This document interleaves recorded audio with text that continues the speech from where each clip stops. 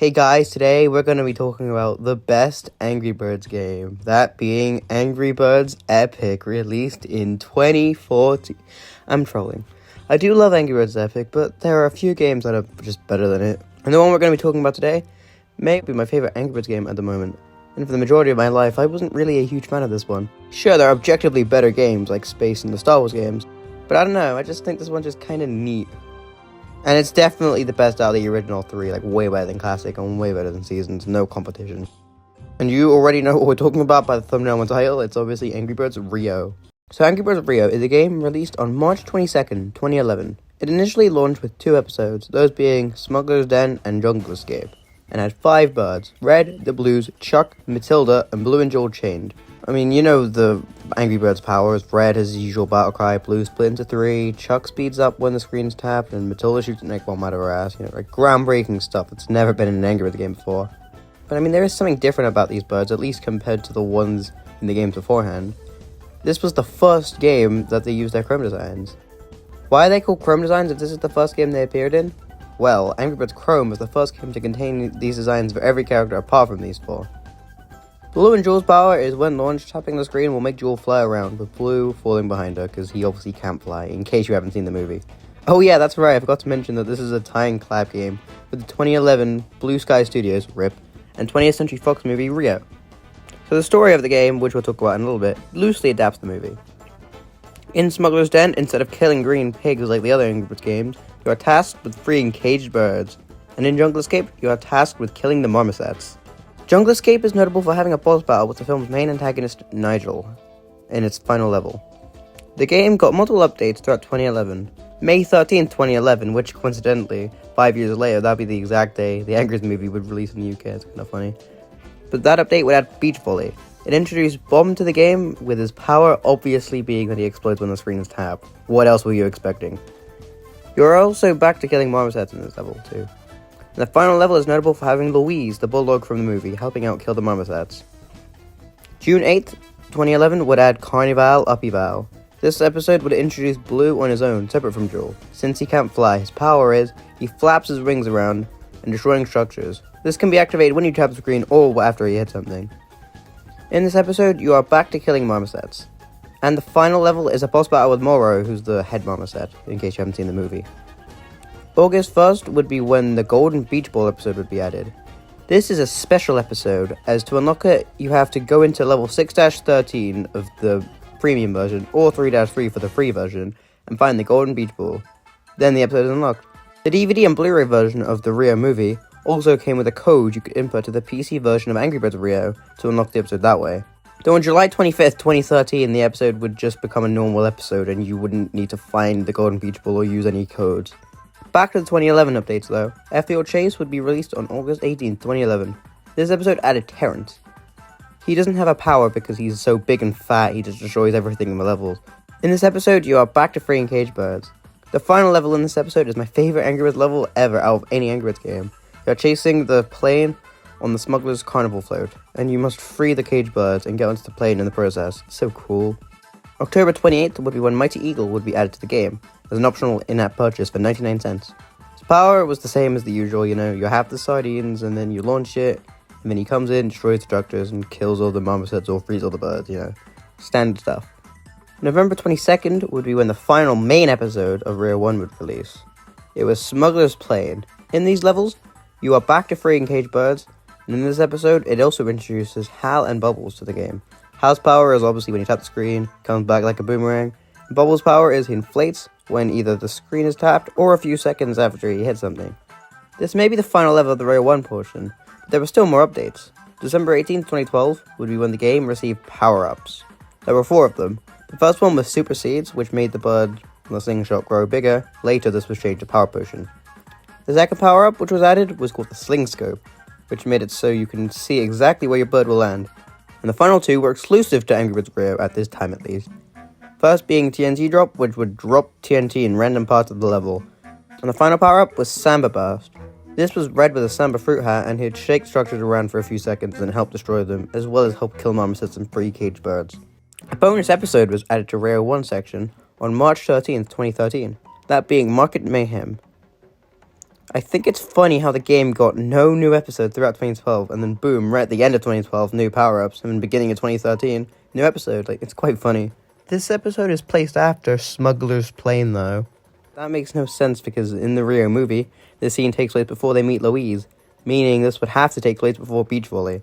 And evidence in-game to suggest that this episode would take place before Beach Volley is Blue and Jewel are still chained together in Market Mayhem. We've talked about the Rio 1 portion's episodes, now on to Rio 1's story, and I'll be going over Angry Birds Rio's story, not Rio's. This is a video about Angry Birds Rio, though I do like that movie, so if you want to see a video about it, let me know in the comments. So Angry Birds Rio starts on Piggy Island. Red, Blues, and Chuck are singing to the eggs, and then suddenly, they get put into a cage and taken to the smuggler's den all the way in Rio de Janeiro. They are greeted by Nigel laughing at them, and plenty of caged birds. This obviously makes the feathered flock really angry. So they burst out their cage and free all the birds.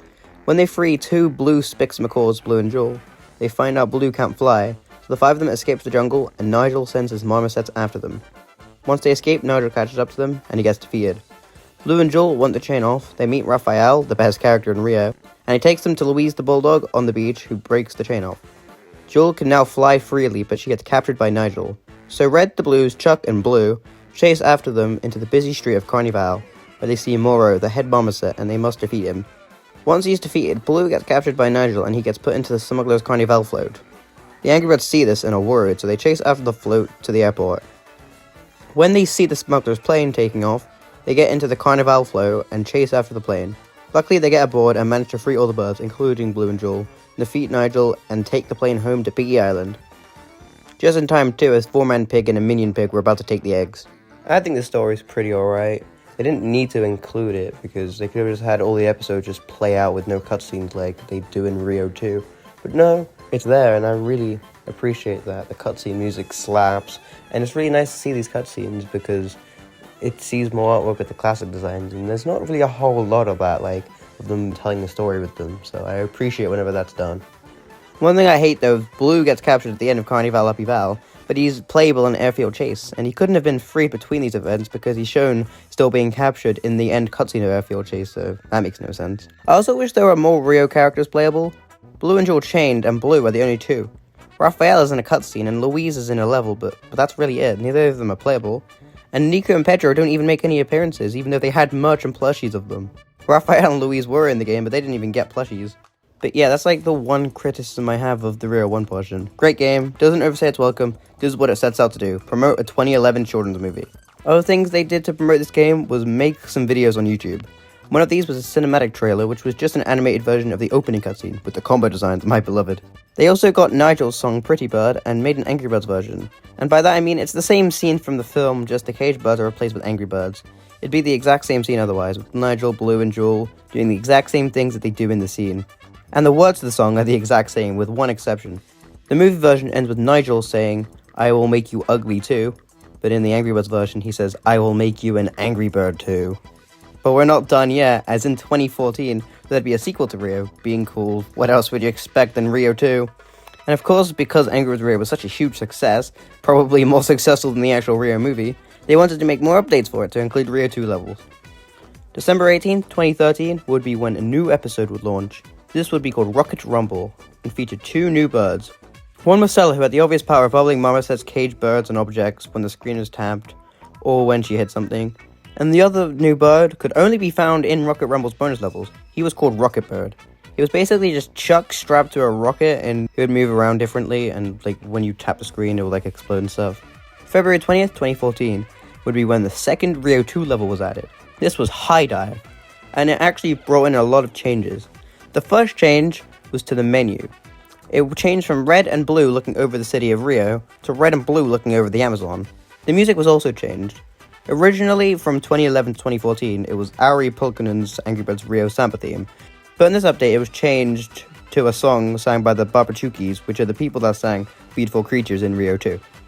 Interestingly enough, Angry Birds Rio 2 theme was actually included as a bonus track on Target versions of Rio 2's soundtrack CD. Anyway, other changes the High Dive update brought in was Rocket Rumble and High Dive were on a new section. When clicking the play button, there were two buttons at the bottom now. One says Rio and another saying Rio 2. From then on, all remaining episodes would be added to the Rio 2 section, as well as Rocket Rumble and High Dive. A huge change was also brought in the actual levels too. In all Rio 2 levels, including Rocket Rumble and High Dive, the art style would be the Angry Birds Toon style, which looks quite nice. The Rio 1 levels remained in the Chrome style though, so it makes them clash, like they're completely different games, but they're in the same game. I don't see why this was done, as it just meant they needed to create new sprites for no reason. You might say they wanted to keep the game modern, as Toons was the main style they used at that time. So I say, classic and season sprites never got changed to Toons, nor did any Rio 1 levels, so this just makes no sense. I don't see why they did it. And while they were making new sprites, why didn't they replace the mama sets with an enemy accurate to Rio 2? They do not appear in that movie whatsoever. This monkey does. Why didn't they just make his species the enemy in Rio 2 levels instead? That way you've still got a monkey as the enemy, but one that actually fits with Rio 2. The High Dive update also brought in a bonus episode of sorts. It was called Playground. It only had 5 levels, and reused the background from Rocket Rumble. But it was basically like a power-up testing place where you had all the power-ups, including Mighty Eagle, for free in this episode only, and you could like test them out and stuff. It's pretty cool. April 25th, 2014 would be when the Blossom River update would be released for the game.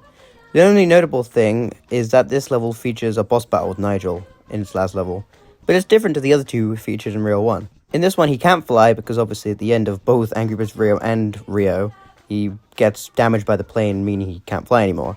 So he's instead in a boat behind a hatch, and to open the hatch, you must kill all the marmosets, and the hatch will open, and you have to fire a bird to knock him to a button, which will explode the ship and defeat him. July 15th, 2014 would be when the final main Rio 2 episode would be released. It was called Timber Tumble, and it also featured a new power-up. It was called Call of the Flock. You would start with blue on your slingshot, and once the screen is tapped or he hits something, he will start floating in the air and yell a battle cry, and a whole bunch of different birds, including Jewel, come in to destroy the structure. This was also a bonus episode released with Timber Tumble. This was called Hidden Harbor. To unlock it, you must find the hidden item in Timber Tumble level 14. 2 years after Rio 2's final big update, they randomly released a new episode and a new feature, along with the main version of the game becoming free. This happened on September 25th, 2016. It added bird coins.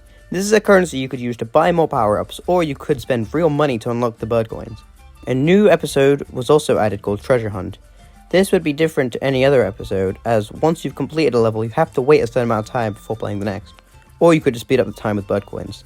Angry Birds Rio 2 doesn't really have a story. The only piece of story we have for these levels is Blue and Jewel invite the Angry Birds to Rio for New Year's, which is found in the Angry Birds Rio 2 cinematic. And I guess they stuck around and went with them to the Amazon, because I guess, why not? Well, what else do they have to do apart from defend their eggs?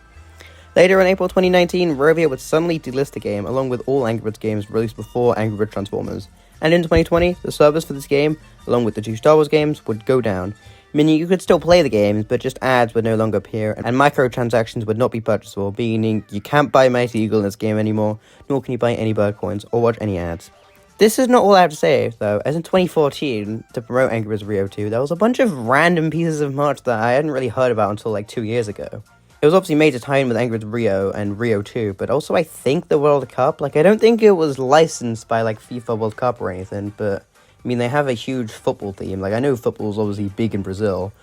The World Cup was set in Brazil in 2014, and obviously Angry Birds Rio and Rio 2 are set in Brazil, so I guess they probably put football on there to tie in with it. But anyway, these pieces of merch are soap, towels, and bed sheets. It's really weird, and what's also really weird about these is that it features the Chrome designs, but Angry Birds Rio 2 had the Toon design. So why would they make these new Rio 2 sprites, but then for the marketing just use the classic sprites? That doesn't make any sense. And also characters like Raphael, Nico, and Pedro appear on the marketing as well, but obviously Nico and Pedro aren't even in the game. And all the Rio characters have this cutesy art style, and they don't look like this in the game at all. In the game, they actually look like the version of the movie. Here, they just look like they're more stylized to fit in with the Angry Birds more, but they just don't look very good. And also, Gabby, the pink frog who has a crush on Nigel in the second movie, also appears in a classic style, but she's nowhere to be found in the game either. So why do I think this game is better than Angry Birds Classic and Angry Birds Seasons? Well, it's simple, really. The level design is so much better. Sure, early Classic and Seasons levels are great, and those two games have more content than Rio, but those games also went on for too long and added episodes that no one cared for. You don't really see much people care about Hammier things or Jurassic Park. Angry Birds Rio knew what it needed to do, and it did it. And Rovio probably could have added more episodes with very little save from Blue Sky if they wanted to, as I doubt they really cared. when Rovio added Market Mayhem in 2013 or Treasure Hunt in 2016. But they didn't. They just used it for what it was, and that's it. I mean, also, Rio's backgrounds look way nicer than Classic and Seasons. Not saying Classic and Seasons don't have nice backgrounds, because they do. Look at Carnival Uppyval. Look at the busy streets with the big lights. Like, look at that. Don't tell me you wouldn't want to go there. And look at Airfield Chase. That looks so detailed. Like, obviously, I know it's from an animated movie, but, like, I don't know, it just looks really nice compared to, like, Classic and Seasons, like, flat colors. Again, I mean, that does fit the art style for those games, but I would just prefer to look at the backgrounds for Birds Rio. They just look nicer. The boss battles also freshen up the experience, and it is the only classic slingshot game with no new physics alterations to have them. And they just make the game more exciting. So, oh my god, oh no, I gotta beat Nigel, and then a few levels, oh no, I gotta defeat Moro, and like, it just makes it, just more interesting. Subscribe and like the video. Goodbye.